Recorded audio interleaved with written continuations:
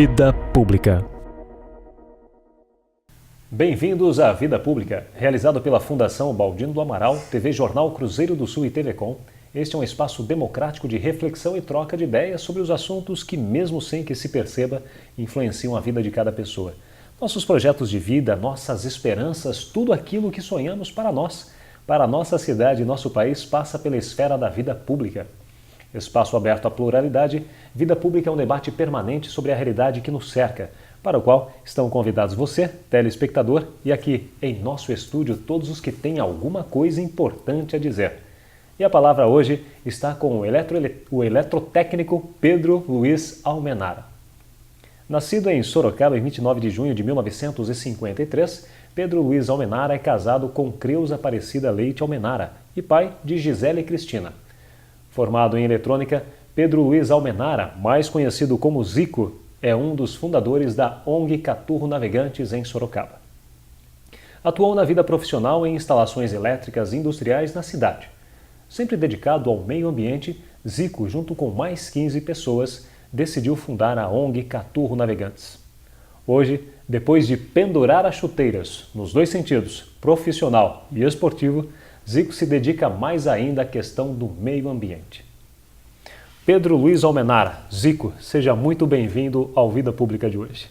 Eu é que agradeço a oportunidade de estar participando desse programa.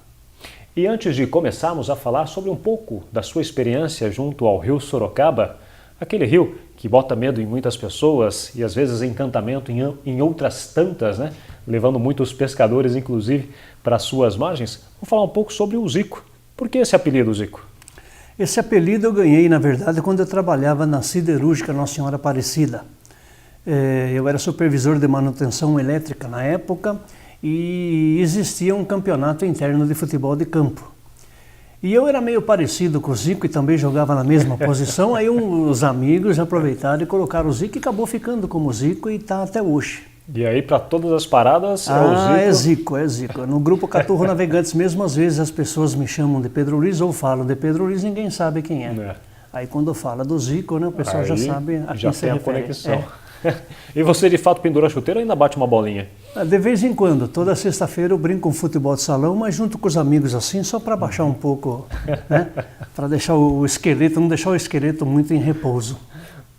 Zico, você é nascido em Sorocaba. Conte um pouco da sua vida, dessa sua trajetória, até se formar no eletrotécnico, trabalhar nessa área das indústrias. E conte um pouco, você sempre foi envolvido muito com essa questão do meio ambiente ou foi uma descoberta posterior? Me envolver diretamente foi posterior, mas sempre como eu trabalhei em indústria, a gente lidava muito com segurança de trabalho. E em segurança de trabalho entrava também um aspecto ambiental. A minha área, principalmente, que é a área elétrica, era uma área muito perigosa, chamava muita atenção da gente, era necessário você ter uma atenção desdobrada porque os acidentes eram fácil de acontecer. Então você sempre tinha a mente aberta para esse aspecto de segurança. E, teoricamente, assim, pendia um pouco também para o lado do meio ambiente. E aí, quando eu me aposentei, eu ouvi falar desse grupo que tinha descido o rio em fevereiro de 2006 e tinha sido anunciado no jornal a inscrição para fazer a segunda descida. Foi quando eu entrei no grupo Caturro Navegantes. Foi a sua primeira experiência no contato com o rio Sorocaba tão próximo assim? Não, quando era criança, a vida toda eu pesquei no rio Sorocaba. Naquela região do Pinheiro, Santa Maria, eu pescava direto junto com os meus pais ali. Então eu conheço o rio já há algum tempo ali naquela região. E eu também frequentava junto com a minha família a represa de Tupararanga. Era comum naquela época a gente se dirigir na represa de Tupararanga, fazer um acampamento e pescar ali na represa de Tupararanga. Então descia também para a região de Cerquilho, ali por perto de veredas, para fazer pescarias. E dessa forma que eu fui conhecendo aos poucos o rio Sorocaba e gostando do rio, né? E esse encantamento e fascínio pelo rio foi crescendo ao longo dos tempos? Foi crescendo ao longo dos tempos. E essa experiência que você teve com esse grupo de 15 pessoas, o Caturro Navegantes existe há quanto tempo?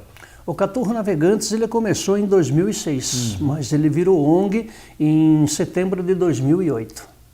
Esse grupo com quem você estava era o grupo que fazia essas descidas pelo rio, que já tinham conhecimento do rio também? Exatamente, é o mesmo grupo. Pessoas do seu convívio, amigos talvez? Isso, na realidade, os 4 caras que decidiram descer um trecho do Rio Sorocaba, eu ainda não conhecia. Eu passei a conhecer esses caras dentro do grupo Caturro Navegantes. Em fevereiro de 2006, 4 amigos resolveram fazer uma descida do Rio Sorocaba.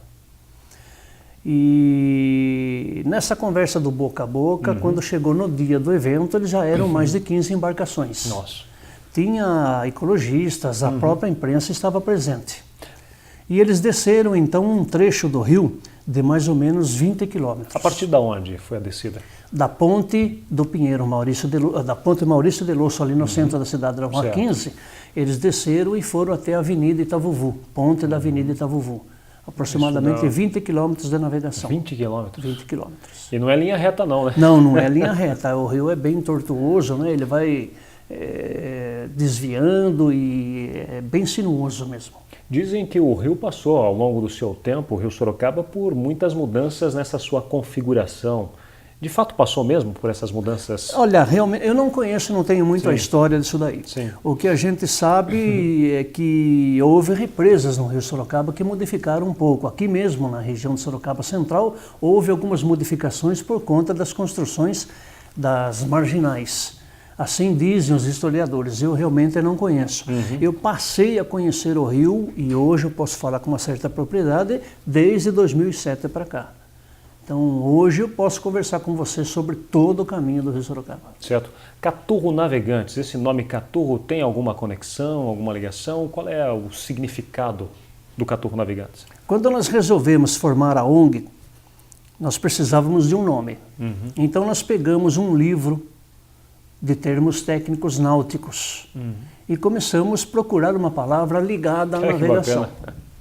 E eram muitos ou não? Isso, eram muitos, né? Aí encontramos a palavra caturro.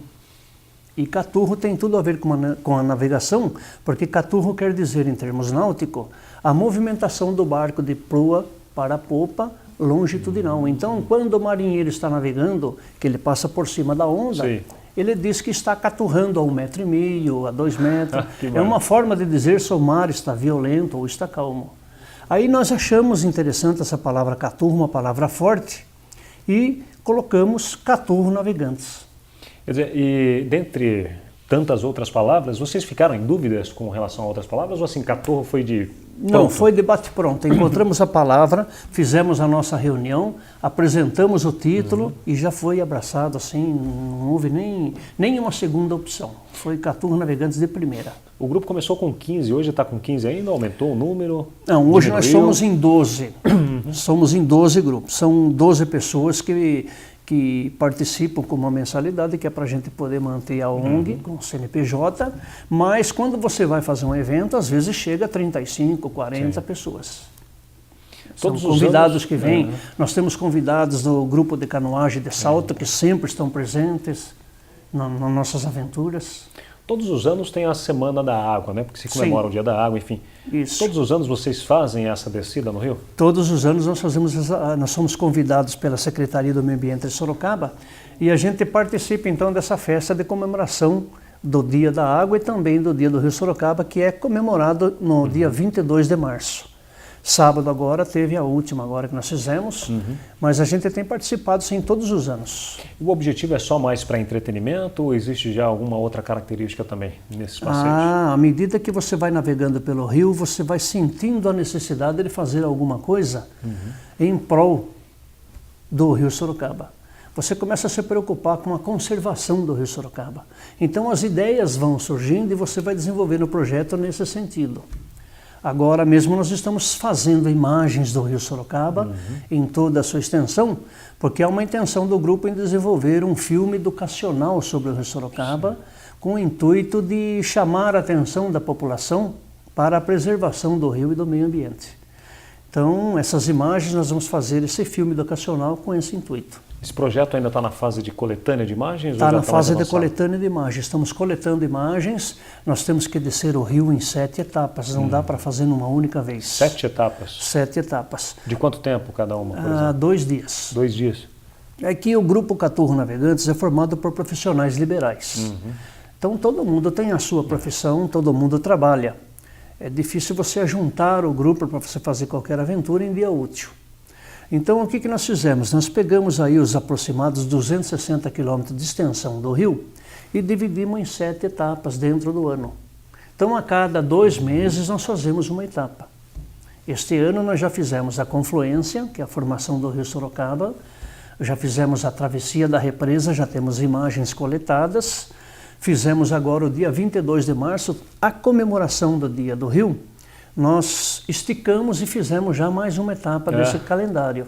Então nós fomos até a ponte da Avenida Itavuvu e já fizemos o trecho de Sorocaba. E ainda faltam mais algumas etapas. A caminhada que a gente faz pela Serra de São Francisco, que é a única caminhada a pé, que não dá para fazer de barco. E depois tem de Sorocaba a Iperó, Iperó até Cerquilho, Cerquilho até Laranjal Paulista, que é a última etapa. Por que precisa ser feita essa caminhada na Serra de São Francisco? Porque ali o rio ele desce por entre as pedras e não tem como você colocar barco. Esse trecho tem aproximadamente 9 quilômetros de trecho navegável só. O resto o rio serpenteia pelas pedras. Que bacana. Quando sai da barragem de Tuparananga, o rio se divide em 2.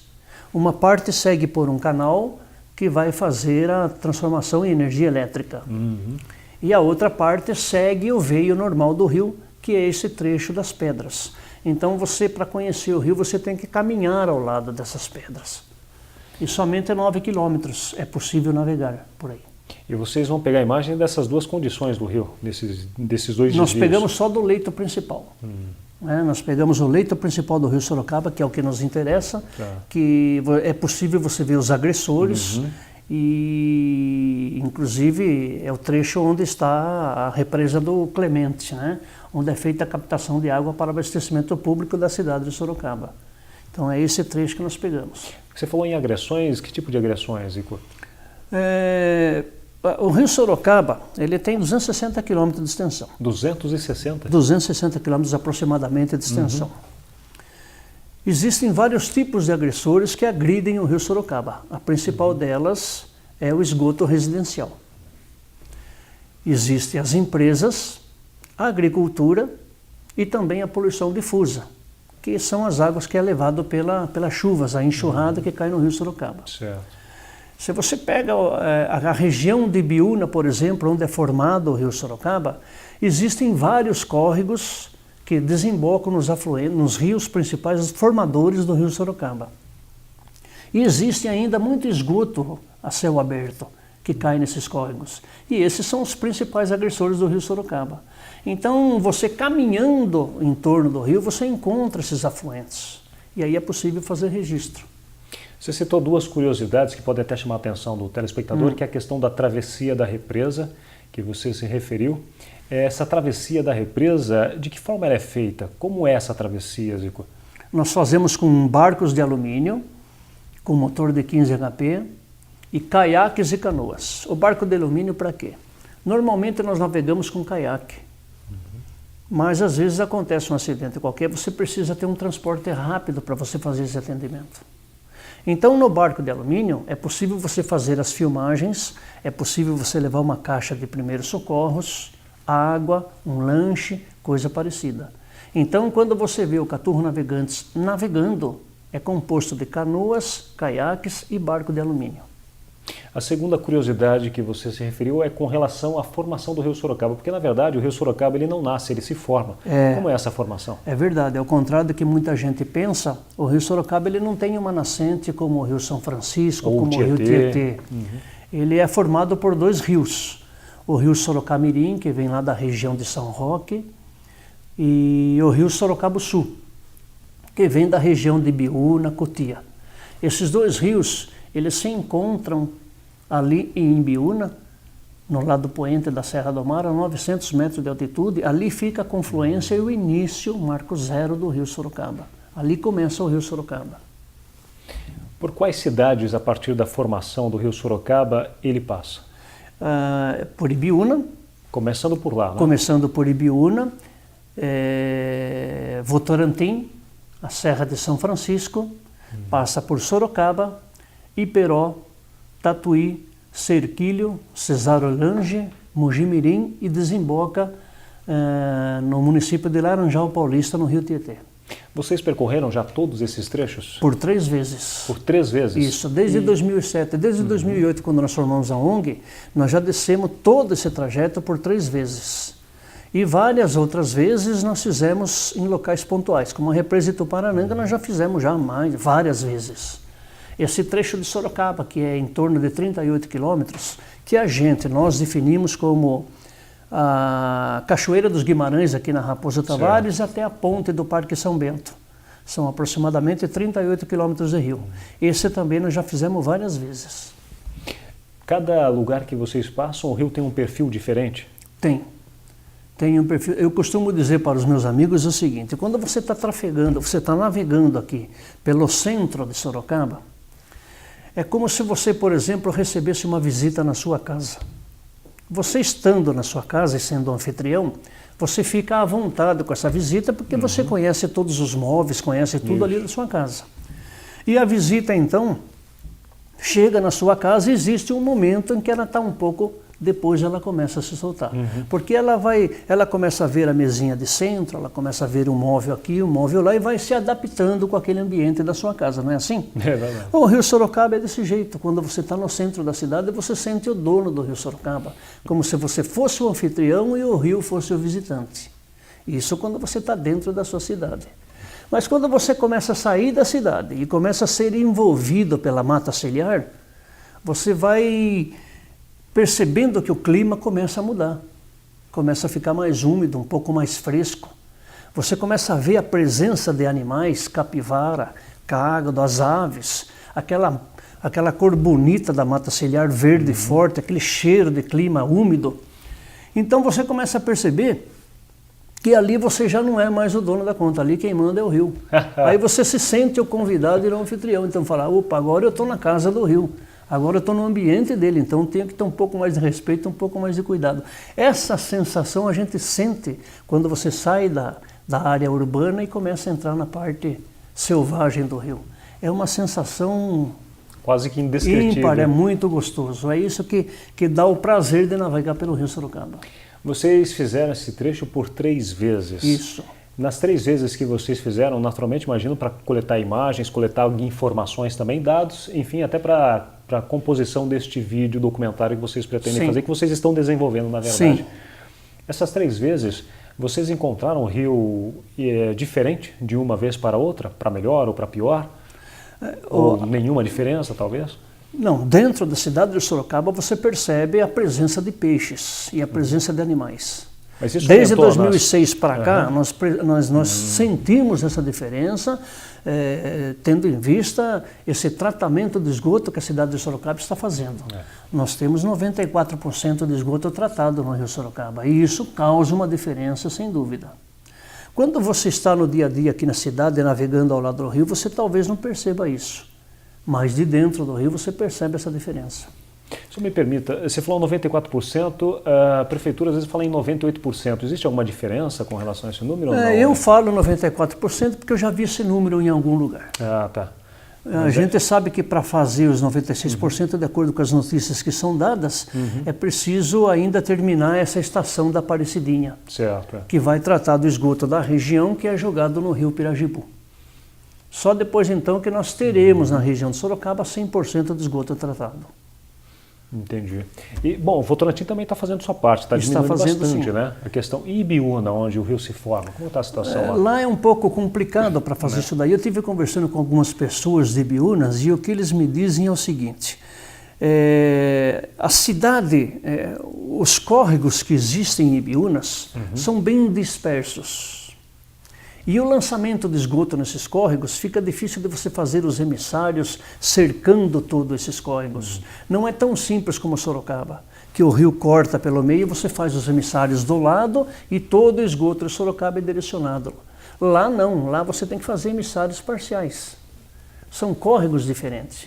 Se você pegar toda aquela região, tem o córrego Paruru, tem o Campo Verde, tem o córrego Ressaca, do lado na margem direita tem o córrego Carafá, o rio Una, o rio Sorocaba Sul. Então são muitos córregos para você fazer o tratamento.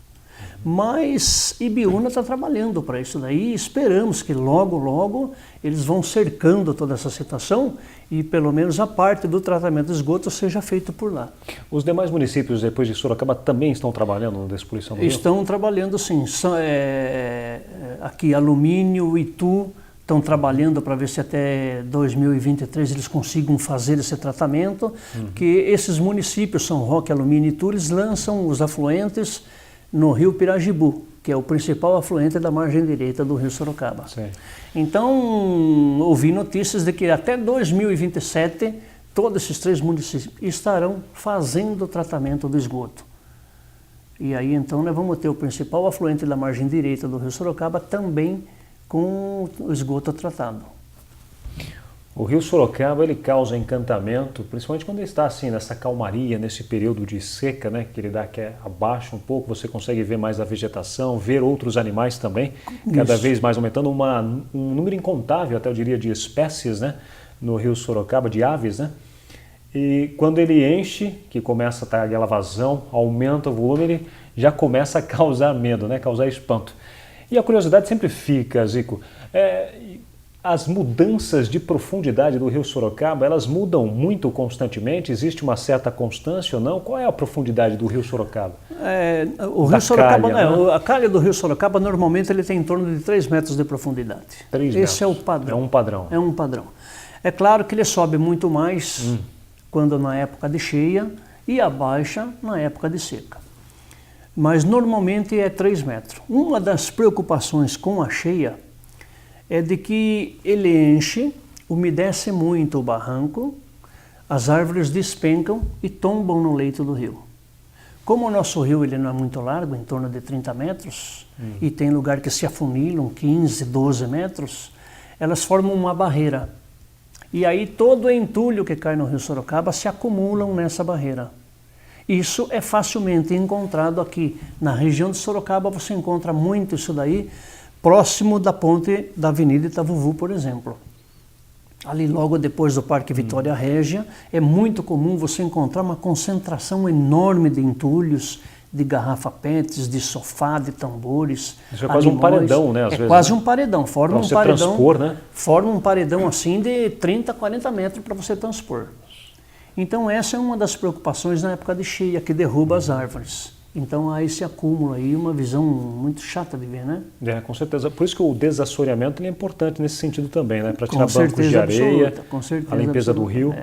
E a gente torce e a colaboração da sociedade, né? Claro. É verdade, a gente torce para que o governo faça uma política forte nesse sentido de educação ambiental, no sentido de chamar a atenção da população, para que a população vá aos poucos se educando e não jogando lixo no chão. Porque é somente estando no rio para você ver o absurdo que é a quantidade de garrafa PET. Você fica se perguntando de onde que vem isso? Vem da cidade, é do povo. E então precisa trabalhar em cima dessa educação. Com certeza. O rio tem muitas pedras, muitas rochas lá ou não? Tem. É muito rochoso. Né? O rio Sorocaba ele é interessantíssimo. O rio Sorocaba, não sei se você sabe, ele tem 6 represas no seu total. 6 represas. São 6 represas. E a última represa é a represa de São Juan, em Cerquilho. Para baixo da represa de São Juan são várias corredeiras, com muitas pedras. Os barcos de alumínios, por exemplo, têm que ser esvaziados e descido na corda, porque não dá para você navegar. Por causa das rochas e da velocidade também. E da velocidade da água.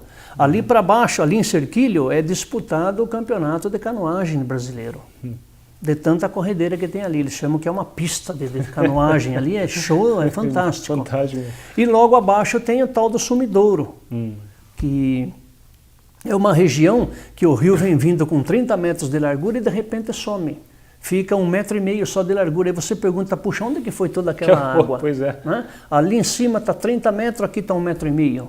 Essa água ela passa por baixo das rochas, das cavernas e sai de novo lá. E lá novamente ele se forma em 30 e poucos metros de largura novamente. Verdade, ela passa por baixo das rochas. Fica um filete de água por cima. Um filete de água de 1,5 metro mais ou menos só por cima. Esse é o chamado sumidouro, que fica um pouco para baixo dessa pista de canoagem que eu falei. Aliás, a canoagem termina um pouco acima dela por uma questão de segurança, né? Quando vocês chegaram lá, vocês tiveram que descer do barco? Não, tivemos que descer. Nós tivemos que pular. Pular? Na verdade, nós pulamos esse trecho. Sim. Um pouco antes tem uma queda d'água mais ou menos de 1 metro e pouco de altura. Depois vem essa pista, que são essas corredeiras onde é disputado o campeonato. Logo em seguida, o sumidouro. Por segurança, o Grupo Caturro Navegantes não navega por aí. Então a gente tira os barcos aqui fora, transpõe e põe o barco aqui e continua novamente. Como é a chegada do rio Sorocaba ao rio Tietê? O rio Tietê é muito maior, a bacia, né? O canal do rio Tietê é muito maior, em profundidade imagino também, né? Também. Como é esse encontro? Não é assim, em termos de largura não é muito não. Não é muito? Porque quando o rio Sorocaba entra na região de Laranjal Paulista, ele pega uma calmaria. Ele se abre bem, ele é bem largo lá e ele desce calmo. Calmo. E se encontra com o rio Tietê de uma maneira calma. O que você observa nisso daí é a quantidade de poluição difusa. Essa poluição, essa garrafa PET que eu citei, ela é bem visível no rio Tietê. Então o rio Sorocaba chega limpo e dá de cara com aquela quantidade de entulhos descendo. Você percebe visivelmente, não só pelo cheiro, mas também esse aspecto visual. Tem sido feita alguma coisa, claro, a gente vê muitas ações no rio Tietê, principalmente na capital paulista, mas mais para cá, onde nasce o rio, e até mesmo no encontro com o rio Sorocaba, tem sido feito ações ali, tem sido feitas ações para acabar com a poluição? Que vocês têm observado? Não, no rio Tietê eu desconheço. O que a gente observa nessa região bem próxima do rio Tietê é que Laranjal Paulista tem feito plantios de árvores nas margens do rio Sorocaba. Isso ajuda? Isso ajuda muito para conservar a qualidade de água e quantidade também. Você mantém o clima úmido, né? E você mantém a água na sua região. Então existe um trabalho de reflorestamento em torno do rio Sorocaba, bem próximo ali do rio Tietê. Nós observamos isso várias vezes, vários plantios foram feitos por lá. Eu observo pelo que você nos conta que vocês, o Grupo Caturro, faz um planejamento bacana, né? Na hora de fazer a descida do rio Sorocaba por mais de uma vez, enfim. Até mesmo esse ponto que tem o sumidouro, vocês já têm ele planejado, sabem que vocês têm que passar, têm que pular, né? Esse trecho. Mas vocês já chegaram a deparar numa surpresa com situações mais perigosas, que vocês falaram, puxa vida, olha só, não contávamos com isso? Não? Sempre. Agora, dia 22 agora, nós descemos o rio Sorocaba. Nós fizemos aí o passeio junto com a Secretaria do Meio Ambiente e depois, como eu falei para você, nós continuamos até a Avenida Itavuvu. E aconteceu um negócio engraçado. Nós paramos, existe um cano que é uma referência nossa. Esse cano leva água para a empresa Toyota. E nós sabemos que quando se chega nesse cano, mais 3, 4 curvas para baixo já é a ponte da Avenida Itavuvu. Então quando nós chegamos nesse cano, encontramos uma sombra gostosa, paramos nessa sombra para tomar uma água e ficamos esperando o restante das embarcações chegar. E ali ficamos trocando uma ideia por volta de 1 hora mais ou menos, porque já estava próximo do ponto de chegada. Ok. Antes que escureça, vamos embora, vamos embora. Quando nós começamos a descer o rio, demos de cara com o rio fechado. Nossa. Que é um desses casos que eu falei para você. Então, surpresas iguais a essa, a gente encontra muito nas descidas do rio. Às vezes o rio estrangula, são cheios de tocos, árvores, e ali pega uma velocidade. Então você tem que parar o barco antes, estudar qual é a melhor maneira de passar aquilo. Se for o caso, até tirar o barco e transpor esses obstáculos. Então você encontra muito isso aí no rio Sorocaba e cada ano é uma situação diferente. Não é sempre a mesma coisa. Sempre a mesma coisa. Zico, quem quiser conhecer o Caturro Navegante, ou até mesmo ajudar, existe alguma forma, algum mecanismo? Nosso site www.caturro.org ou através do telefone 3418-9782, que é o meu telefone. Até mesmo parcerias, para quem quiser se associar ao Caturro, é possível? É possível, sim. É entrar no nosso site, fazer um contato e a gente conversa. Muito bem. Zico, muito obrigado pela participação no Vida Pública de hoje. Eu é que agradeço a oportunidade. Parabéns pelo trabalho de vocês lá, importantíssimo, né? Muito obrigado. Esse é o Zico. O Vida Pública de hoje conversou com o eletrotécnico e um dos fundadores da ONG Caturro Navegantes, Pedro Luiz Almenara, o Zico. O programa Vida Pública pode ser assistido no canal de vídeos do portal Cruzeiro do Sul em www.cruzeirodosul.inf.br, na TV Com, canal 7 da NET, TV Votorantim, canal 10 e TV Comunitária, canal 3 pela Supermídia. Agradecemos também a participação da nossa equipe de produção, o editor-geral Ednilson Jodar Lopes e o estagiário de produção Gustavo Henrique de Campos. O Vida Pública de hoje fica por aqui. Até o próximo.